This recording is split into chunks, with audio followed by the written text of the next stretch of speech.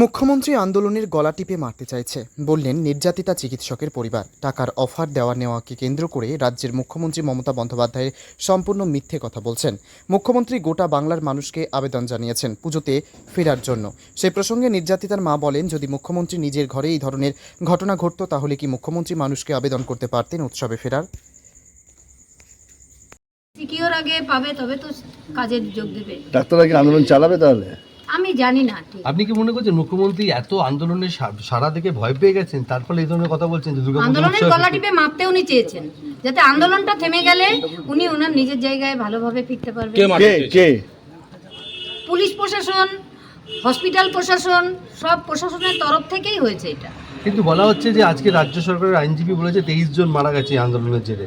এটা কি এই ধরনের জিনিস কি আন্দোলনটাকে লঘু করা হচ্ছে? এক মাসে 23 জন কেন, অনেক পেশেন্ট মারা যায়। আমি তো আমার মেয়ের ওই যখন বাড়িতে আসতো দেখতাম ওর গ্রুপে লেখা হতো এই পেশেন্ট মারা গেছে, ওই পেশেন্ট মারা গেছে।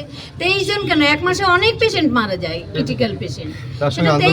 আন্দোলনের কি সম্পর্ক হতে পারে সেটা আমি মনে করি না। মুখ্যমন্ত্রী আন্দোলনকে ভয় পাচ্ছেন এই ধরনের কথা? আমি বলতে পারবো না, উনি কি পাচ্ছেন উনি জানবেন সেটা। দেখা গেল সুপ্রিম কোর্টের রাজ্যের আইনজীবী এরকম কথা বললে তাহলে মুখ্যমন্ত্রী আন্দোলন থেকে সরে আসতে বলছেন, এটা উনি আইনানুগ ব্যবস্থার উপর হুঁশিয়ারি দিচ্ছেন। আপনারা পথে নেমেছেন, মানুষের সাথে আমরা পথে নেমেছি এবং পথে থাকবো যতদিন না বিচার পাবো, এটাই বলতে পারি।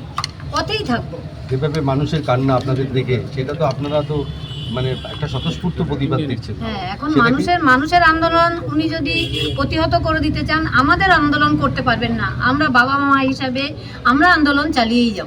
সবাই কাঁদছে, জাস্টিস চাইছে, এই সময় পুজোয় ফিরতে বলছে, উৎসবে ফিরতে বলছে, এটা কতটা অমানবিক বলে মনে হচ্ছে? আমার অমানবিক মনে হচ্ছে, কারণ আমি তো মেয়ের মা, আমি তো সন্তান হারিয়েছি, তাই আমার অমানবিক মনে হচ্ছে।